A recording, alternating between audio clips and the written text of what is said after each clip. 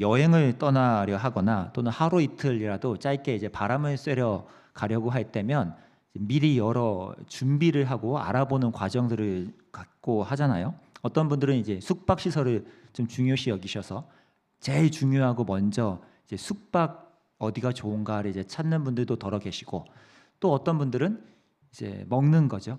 맛집, 그 지역 거기에서 꼭 절대 놓쳐서는 안 되는 그 맛집을 꼭 가자라고 이렇게 찾는 분들도 계실 거고요. 근데 그거 못지않게 어딘가로 이렇게 가고자 할 때 새로운 것을 접하려는 환경 속에서 우리가 또 찾는 것 중에 하나가 이제 그곳의 날씨일 겁니다. 그 기간에 현지 날씨가 어떤 기온, 뭐 어떤 구름량, 강수량, 뭐 바람의 세기는 어떻고 뭐 이런 것들을 우리가 미리 좀 찾아보려고 하잖아요.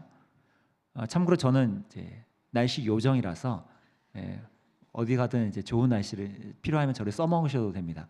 이렇게 뭔가 이 날씨를 우리가 이렇게 찾아보는 것이 새로운 것을 경험하고 맞이할 때 좀 준비하는 과정인 것처럼요. 근데 때로는 이런 날씨도 중요하고 그렇지만 아예 좀 더 전반적인 거시적으로 그 현장의 기후를 아는 것도 꽤 중요한 정보가 됩니다.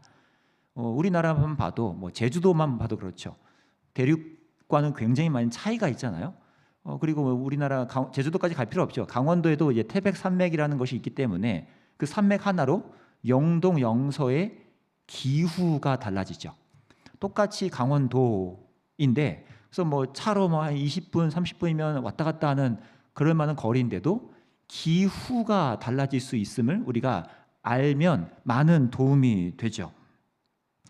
우리 수지구도 마찬가지죠. 저 동천역 쪽이나 풍덕천동만 해도 참 좋은데 이쪽으로 교회 산 쪽으로 이렇게 오면 올수록 이제 여기가 대체 왜 이렇게 춥지? 또는 여름에도 왜 이렇게 시원하지? 이런 것들을 우리가 느끼게 되잖아요. 그러니까 뭔가 이 기후가 어떤지가 사실은 좀 세부적인 날씨보다도 크게 느껴지는 경우도 있다라는 것입니다. 제가 오늘 이렇게 뜬금없이 기후를 언급하면서 시작하는 이유는 저와 여러분이 이 발을 묻고 서 있는 이 세상, 이 문화라는 곳을 살아갈 때에도 그리스도인으로 살아갈 때 우리는 그 기후를 먼저 잘 이해하고 읽어내고 적응해 가는 것이 필요한 과정이기 때문입니다. 그때그때 날씨처럼 그냥 뭐 요즘 트렌드가 이렇다더라, 요즘 이게 핫하다던데, 야 요즘에 이걸 좀 미리 해야 된대 라는 이러한 이슈와 뉴스들에만 그때그때 반응하기 이전에 우리가 마치 그 지역의 기후를 알고 이해하고 있다면 조금 더 우리의 반응과 태도가 달라질 수 있듯이 이 시대와 문화에 대해서도 그런 기후라는 큰 서사를 읽어내는 법이 우리에게 필요하다는 생각이 든 거죠. 실제로 아주 저명한 사회학자이신 제임스 데이비슨 헌터라는 그 교수님께서 한 컨퍼런스에서 어떤 질문자가 이런 질문을 했습니다. 교수님, 요즘 문화 이슈들이 이러이러한데 뭐 그 당시에도 되게 많았겠죠. 뭐 낙태, 동성애, 뭐 인종차별, 뭐 되게 많은데 그런 것들을 어떻게 생각하십니까?라고 답을 구했더니 그분의 대답이 이러했습니다. 이렇게 손을 흔들어 적으면서 저는 일기예보는 하지 않습니다. 기후에 대해서는 말해볼 수 있지만요. 저는 이분의 대답이 참 오랫동안 인상 깊게 남았습니다.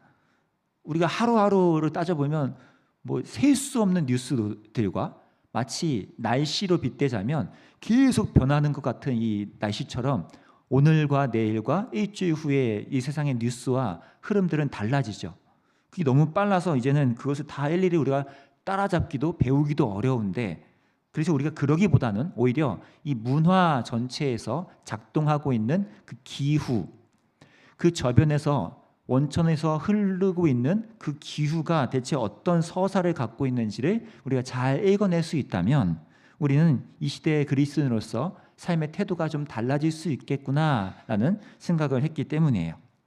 그런 측면에서 오늘 본문을 좀 함께 들여다보면서 이 땅의 교회가 어떻게 세상과 이 문화라는 기후를 읽어내고 또 그 세상 속에 사는 우리가 어떻게 하면 새롭게 그것들을 이해할 수 있을지, 그들에게 어떻게 그 이야기를 새롭게 들려줄 수 있을지를 좀 함께 적용하며 기도하면 좋겠습니다. 오늘 본문의 배경과 상황은 꽤 흥미롭습니다. 사도 바울이라는 아주 유명한 분이 빌립보, 데살로니가, 베레아라는 지역을 거쳐서 이제 아덴이라는 도시에 도착했어요. 성경 번역상 아덴이라 하지만 우리가 흔히 통용하는 용어로는 아테네죠. 그 그리스 아테네라는 아주 뭐 당대에도 그렇고 지금도 최고로 뭐 주목받는 3대 도시 중에 하나였던 곳이니까요. 근데 이 아테네라는 도시에 왔을 때 바울이 맞이한 풍경은 굉장히 당혹스러움이죠. 온갖 다양한 문화 또 다 종교적인 숭배가 만연하는 곳이니까 뭐 이거는 당혹스러운 뿐만 아니라 뭐 철학적으로는 또 얼마나 탁월합니까? 그러니까 이 전도자 바울로서는 여러 감정들이 교차됐던 것 같습니다. 그래서 오늘 우리가 읽은 본문의 앞부분 16절, 17절에서는 이런 표현을 합니다. 제가 읽겠습니다. 바울이 아덴에서 그들을 기다리다가 그 성에 우상이 가득한 것을 보고 마음에 격분하여 회당에서는 유대인과 경건한 사람들과 또 장터에서는 날마다 만나는 사람들과 변론하니.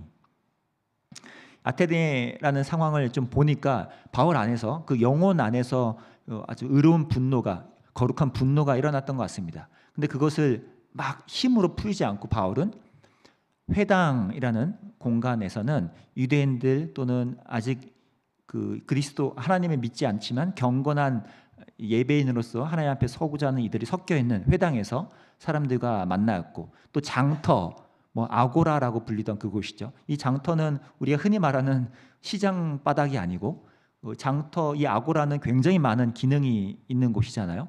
매매만이 아니고 사람들 간의 교류도 일어나고요. 더불어 그 안에서 시민 집회 또는 의회 활동 또는 재판의 기능까지 일어나는 곳을 통칭해서 이런 공개적인 광장 아고라라고 불렀습니다. 결국 지금 바울은 회당이라는 곳과 아고라 장터라는 곳에서 넘나들면서 사람들과 대화를 했다는 거예요. 여기 변론했다라는 저 단어도 막 싸웠다는 뜻보다는 양자 간에 또는 여러 입장들 간에 자신의 생각을 허심탄회하게 주고받는 교류를 말합니다.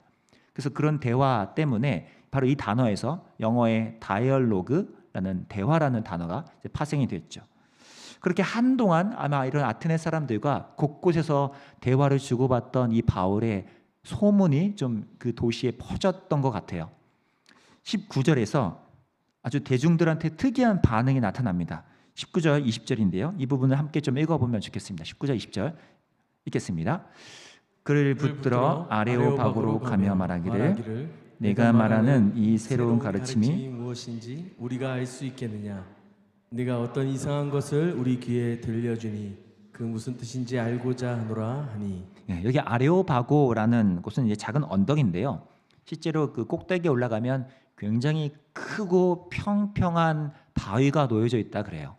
그래서 마치 누군가 함께 앉아서 여러 사람이 함께 앉아서 뭔가 대화할 수 있는 환경이 되어 있다는 거죠.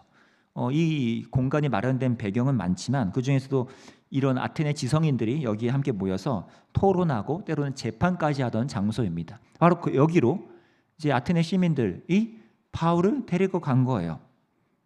뭔가 바울이 말하던 예수님과 그 부활의 메시지에 대해서 좀 더 터놓고 얘기하고 싶은 거겠죠. 근데 여기 재밌는 건 19절과 20절의 표현인데요. 한번 다시 보면요. 19절에 뭐라고 표현되어 있죠? 새로운 가르침이자 20절에는요. 이상한 것이라고 그 정체를 궁금해합니다. 여기 20절에 이상한 것을 들려준다라고 번역된 표현은 사실은 새로운 소개를 하면서 정신이 번쩍 들게 하다라는 뜻이에요. 그러니까 바울이 전한 복음 자체가 뭐예요? 당시 아테네 시민들 꽤나 지성인이라고 불리고 많은 철학과 종교성에 침취했던 이들조차도 정신이 벌쩍 들 정도의 새로운 생소하면서도 낯선 이야기였다는 거죠. 이제껏 자신들이 경험했던 세계가 아닌 거예요. 다른 말로 하면 자신들이 경험해오고 배워왔던 것과는 다른 기후를 마주했던 거죠. 이건 뭐지? 라는 낯설음이요. 실제 이 복음이 가져다준 낯섦, 이 새로움의 향기는 그 아테네 사람들한테는 꽤나 좋은 흥미로운 도구이자 연결고리였던 것 같습니다. 그 다음 21절을 좀 보면 그 부분이 드러나는데요. 21절에 제가 읽어보겠습니다. 모든 아덴 사람과 거기서 나그네 된 외국인들이 가장 새로운 것을 말하고 듣는 것 이외에는 달리 시간을 쓰지 않음이더라. 여기 사람들 자체가 이렇다는 거죠. 어떻대요? 뭐 새로운 이야기나 뉴스가 있다 하면 불이 나게 가서 함께 배우고 듣고 접하고 싶어 하는 거예요. 근데 그렇다고 해서 이들이 막 바울이 말하고자 하는 그 내용을 막 믿고 받아들이기 위해서 바울을 아레오바고라는 그 언덕 바위로 데려간 건 아니었습니다. 중요한 건 이들이 그 낯섦 자체에 그냥 끌렸다는 거고, 그리고 거기에서 끝나지 않고 그 점을 바울은 활용하기 시작했다는 것이 핵심이죠. 아테네 사람들이요, 이 낯섦과 새로움에 끌려서 바울이 데리고 좀 들어봅시다. 그 이야기가 뭐예요? 라고 자리를 마련하는 이 태도를 보면서 바울은 거꾸로 이 아테네 시민들, 이 사람들의 정서와 문화라는 기후가 이러하구나라는 것을 바울이 읽어낸 것입니다. 바울이 이 사람들은 이런 것에 이렇게 반응을 하네. 내가 했던 것에 이런 호기심과 이런 태도로 나에게 반응을 하네. 나는 그들의 도시 문화에서 나온 아테네적 기후를 캐치해냈던 거죠. 바울도 동시에 그들을 읽어내기 시작했다는 것입니다. 어떤 방식이었을까요? 22절인데요. 22절을 우리 함께 좀 읽어볼까요? 22절입니다. 시작. 바울이 아레오바고 가운데에 서서 말하되 아덴 사람들아 너희를 보니 범사에 종교심이 많도다. 여기 종교심이 많도다라는 표현은 이제 비교급 형용사인데요. 정확히 번역하면 유난히 신을 두려워하는 경향이 있다. 신을 유난히 경건히 두려워한다라는 뜻입니다. 캐치를 한 거죠. 바울은 이들의 기후를 읽어냈고 바로 그 기후를 읽고서 이들과 소통하는 지점을 찾아낸 것입니다. 그래서 이들한테 당신들 종교심이 심하군요, 이렇게 비꼬거나 지적한 게 아니라 오히려 그 점을 토대로 사람들과 얘기 나눌 수 있는 토대를 마련했다는 것이죠. 아테네 시민들 입장에서도 어떨까요? 바울은 어떤 사람이요? 우리들의 익숙한 기후를 읽어내주고 있는 사람인 거죠. 그래서 그들은 바울에게 조금씩 마음을 열고 이 자리에 데리고 오게 된 것입니다. 제가 아주 오랫동안 청소년 아이들을 좀 대하면서 바로 이 점의 중요성을 온몸으로 좀 느꼈습니다. 똑같은 10대 청소년이라고 하지만요, 다 똑같지 않아요. 너무나 다 다르고요. 20년 전의 청소년들이나 10년 전의 청소년들이나 오늘날 지금 2024년의 청소년들은 너무나 다릅니다. 시대적으로만 그렇겠습니까? 지역에 따라 다르고요, 환경에 따라 다르고요, 심지어는 개개인의 성향, 히스토리, 각자 갖고 있는 사고 방식에 따라 다 각자의 기후가 다르더라고요. 그래서 저한테 가장 중요한 기도 제목이자 필요한 은혜는 바로 첫 번째로 지금 내 눈앞에 있는 이 아이들의 삶의 기후를 감지하고 읽어내는 능력입니다. 그것이 없고는, 제가 그 아이들의 기후를 읽어내지 못하고서는 그 다음에 이어지는 모든 열심이나 사역은 그냥 유명무실한 헛소용이 되는 경우가 되게 많더라는 경험 때문입니다.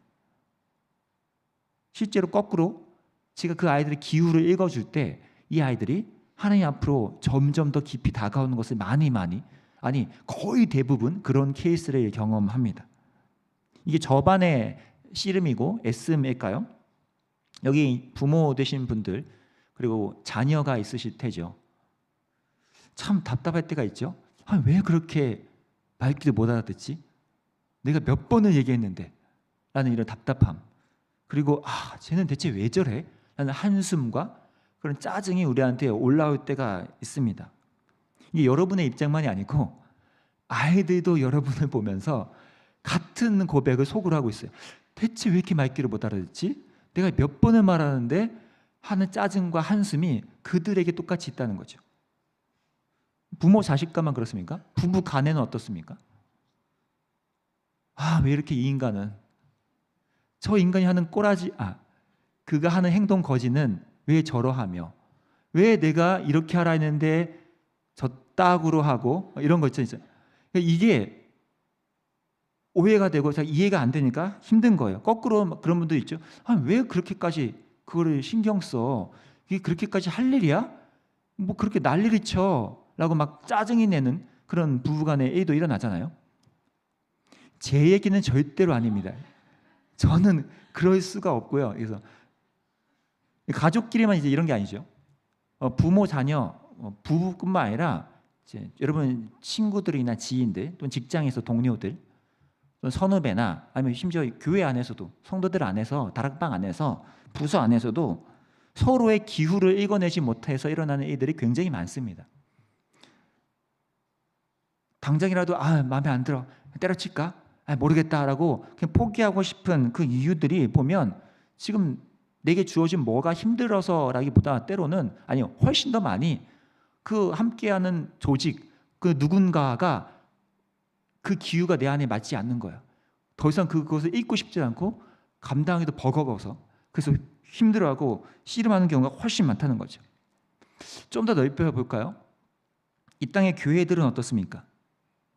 왜 이 땅의 교회들이 21세기에 접어들면서 그렇게 예전과 같은 한때의 한국 교회의 영향력과 영광을 발휘하지 못할까요? 아마 많은 복합적인 이유와 요소들이 긴밀히 연결되어 있겠지만 그 중에 단연 눈에 띄는 실책은 이 시대와 문화의 기후를 제대로 읽지 못하고 거기에 발맞추지 못하는 이 시대의 교회의 굼뜸 아니겠습니까? 예수님과 또 신앙의 저자들조차 일관되게 뭘 강조합니까? 이 세상의 깨어짐과 불완전한 그 사태를 그 현실을 우리가 그 기후를 읽어내면서 동시에 그들에게 새로운 대안, 새로운 기후를 우리가 선사하며 제시해야 함을 성경이 말하고 있음에도 교회가 그 부분을 게을리하고 놓치고 있다면 이것은 크나큰 실책 아니겠어요? 다음 주에 저희 교회적으로는 아주 중요한 가을 특별 새벽 부흥회가 진행되죠. 제가 바라옵기는 오늘 이 바울의 모습처럼 저와 여러분이라는 개개인의 성도가 그리고 우리 수지 예본 교회가 각자가 처한 곳에서의 누군가의 기후를 좀 읽어낼 줄 알고 그리고 이 시대와 문화의 기후를 잘 읽어낼 줄 알고 동시에 그들에게는 낯설고도 새로울 수 있지만 그 아름다운 기후 하나님 나라라는 그 복음의 아름다운 기후를 소개할 줄 아는 그런 모습으로 나아가는 하나의 기폭제가 이번 특세가 되면 좋겠습니다. 그래서 우리 교회뿐만 아니라 이 한국 교회도 이 성경이 가르치는 대로 이 세상과 이 문화라는 기후를 바르게 좀 읽어내고 동시에 우리가 그들에게 어떤 것을 선사해 줘야 할지 마치 아테네 사람들이 바울이 전하는 복음을 듣고 낯설고 놀라하면서 반응했던 것처럼 우리는 그들에게 어떤 새로운 기후를 전사해 줘야 할지를 함께 고민하며 나아가는 이 시대가 되면 좋겠다는 그런 생각도 들었습니다. 그런 기도하는 시간이 되면 참 좋겠습니다. 그렇게 세상을 향해 뭔가를 제안하고 소개하는 이 바울의 모습은 여기에서 끝나지 않고요. 기후를 읽어내는 정도에서 그치지 않고 한 단계 더 나아가는 적용이 일어납니다. 그게 23절인데요. 23절을 제가 읽어보겠습니다. 내가 두루 다니며 너희가 유하는 것들을 보다가 알지 못하는 신에게 라고 새긴 단도 보았으니 그런즉 너희가 알지 못하고 위하는 그것을 내가 너희에게 알게 하리라. 바울이 들려줬던 이야기는 분명 낯설고 새로운 놀랄만한 기후였지만 바울은 절대 그것을 자기만의 방식과 논법으로 철학으로 소개하고 있지 않아요. 오히려 어떻게 합니까? 아테네인들이 추구하던 종교 문화, 그들의 언어, 그들의 입장에 그대로 활용해서 그들의 삶에 그들의 마음밭에 이 복음이라는 기후를 연착륙시킬 수 있도록 차근차근 다가서죠.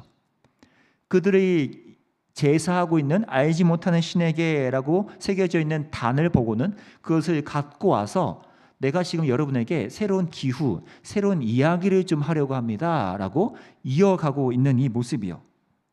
이런 특징은 그 후에 나오는 24절 이하에서도 계속 드러났는데 중요한 건 바울은 그저 기후를 읽고 소통하는 정도가 아니라 그 과정에서 복음의 분명한 구별점을 날카롭게 드러낸다는 사실입니다.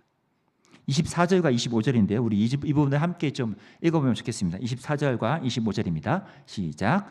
우주와 그 가운데 있는 만물을 지으신 하나님께서는 천지의 주제시니 손으로 지은 전에 계시지 아니하고 또 무엇이 부족한 것처럼 사람의 손으로 섬김을 받으시는 것이 아니니 이는 만민에게 생명과 호흡과 만물을 친히 주시는 이심이라. 예, 지금 24절부터 바울은 새롭게 이야기하기라는 방법을 택합니다. 그게 무슨 말일까요? 여기 지금 표시되어 있는 우주, 만물, 천지, 만민 뭐 이런 표현들은 다 의도적으로 아테네인들의 관점과 연결성을 유지하는 겁니다. 왜요? 그들은 모든 것들을 그냥 다 수용하고 모든 것들 다 원래 그렇지, 온 우주는 이렇게 돌아가지 않을까라는 것에 심취했기 때문에 바울은 의도적으로 그런 용어들을 사용해요.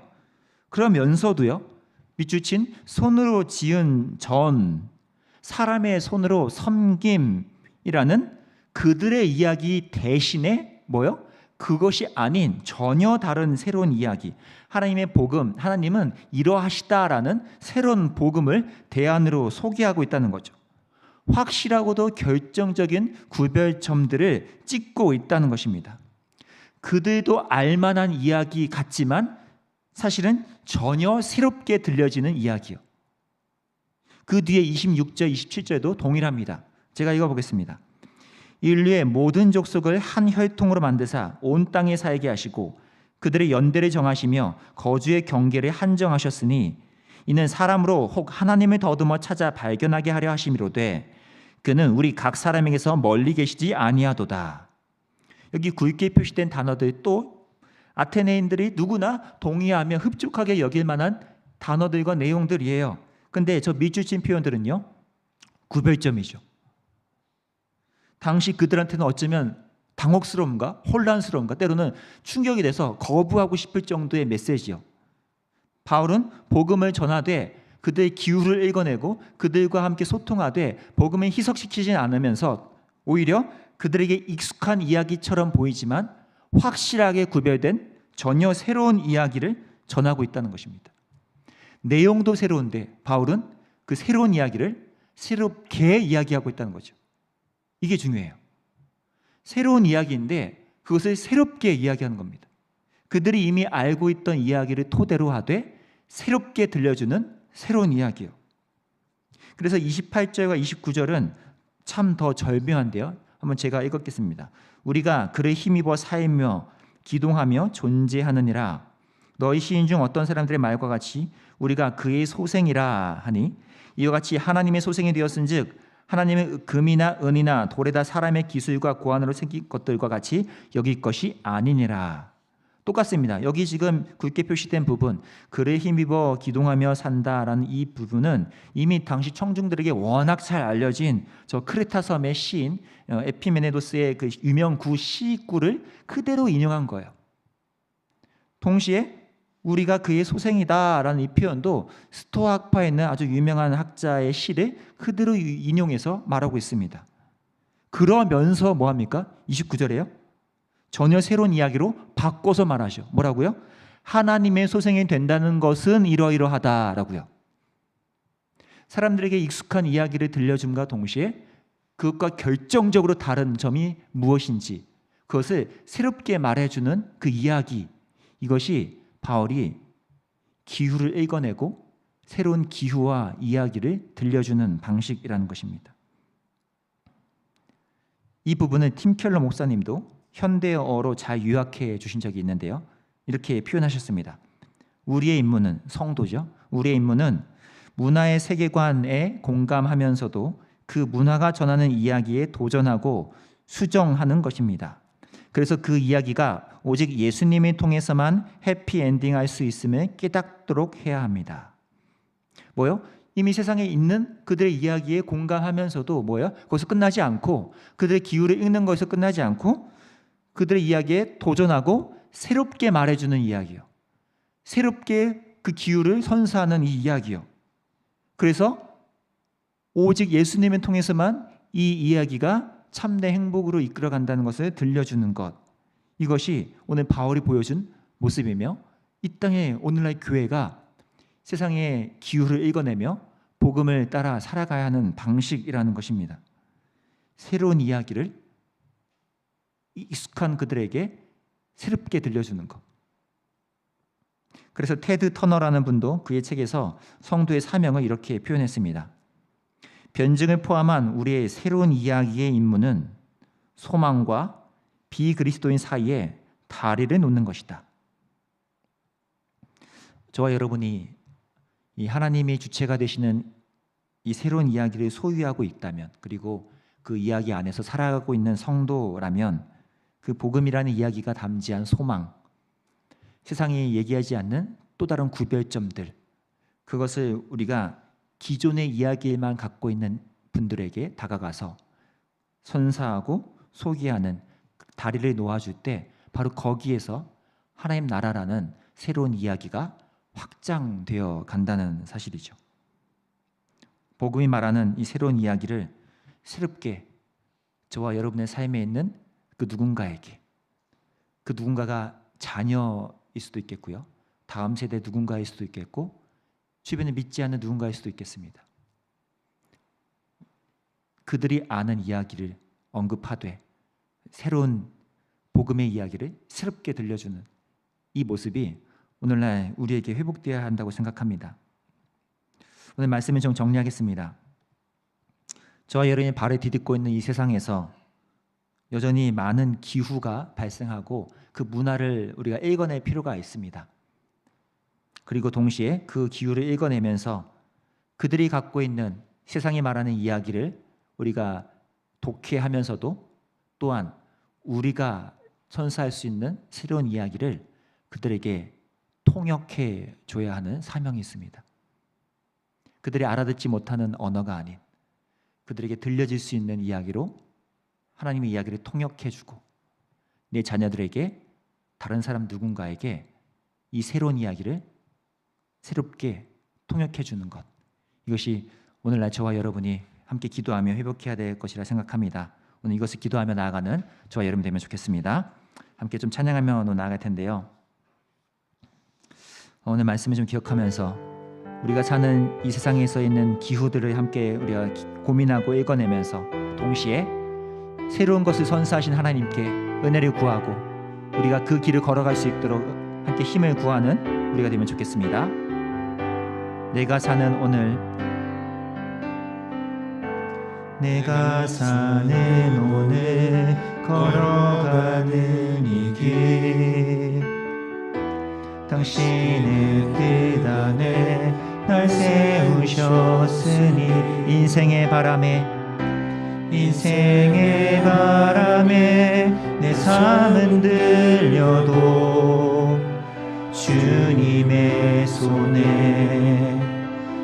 우리 처음부터 한 번 더 고백합시다. 내가 사는 오늘, 내가 사는 오늘 걸어가는 이 길, 당신의 뜻 안에 날 세우셨으니, 인생의 바람에 내 삶은 들려도 주님의 손에 모두 담아. 힘겨운 시간을 견딜 수 있는 건, 힘겨운 시간을 견딜 수 있는 건 주의 은혜로만 설명할 수 있는, 이전에 보이신 신실하신 은혜, 여전히 내 삶을 주의 은혜로 살게 하시네. 작은 나를 통하여 크신 주이라. 하늘 아래 인생 주관한 위기 앞에 내 눈은 선명히 주를 보리. 완전하신 사랑 그 안에 나고. 우리 처음부터 한 번 더 고백합시다. 내가 사는 오늘, 내가 사는 오늘 걸어가는 길, 당신의 뜻 안에 날 세우셨으니, 인생의 바람에 내 삶은 들려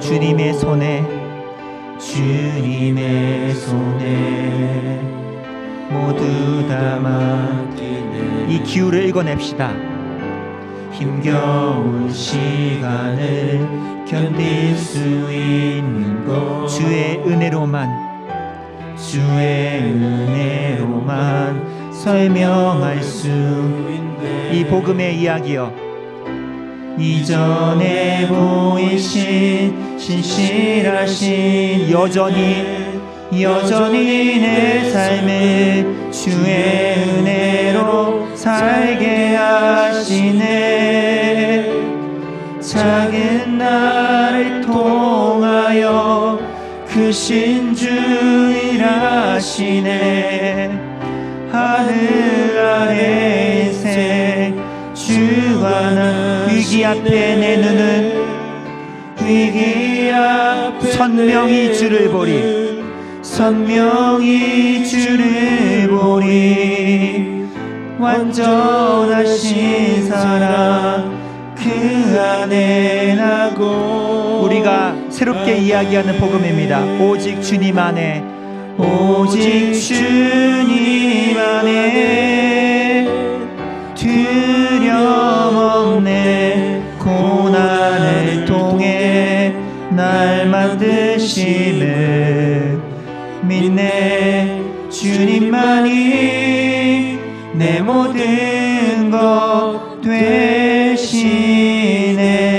주의 강한 손 날 붙드시 오직 주님 안에 오직 주님 안에 소망이 있네. 내 삶을 통해 영광 받으신 주님만이 내 모든 것 되시네. 주의 우리 한 번 더 고백합시다. 오직 주님 안에 두려움이 없네. 오직 주님 우리가 세상에 들려줘야 할 이야기입니다. 두려움 없네. 고난을 통해 날 만드시는 믿네. 주님만이 내 모든 것 되시네. 주의 강한 손 날 붙드시네. 아멘. 오직 주님 안에 소망이 있습니다. 오직 주님 이 결정적인 차이요, 소망이 있네. 내 삶을 통해 영광 받으시 주님만이 내 모든 것 되시네. 주의 선하심 나 노래하네. 이 시간 오늘 말씀을 기억하며 기도합시다. 어느덧 교회는 날씨도 읽지 못하고 이 세상과 문화의 기후를 읽어내기도 버거워하는 시점에 처해져 있습니다. 우리가 갖고 있는 이야기가 세상 사람들에게도 여전히 들려질 수는 있지만 그것이 그들에게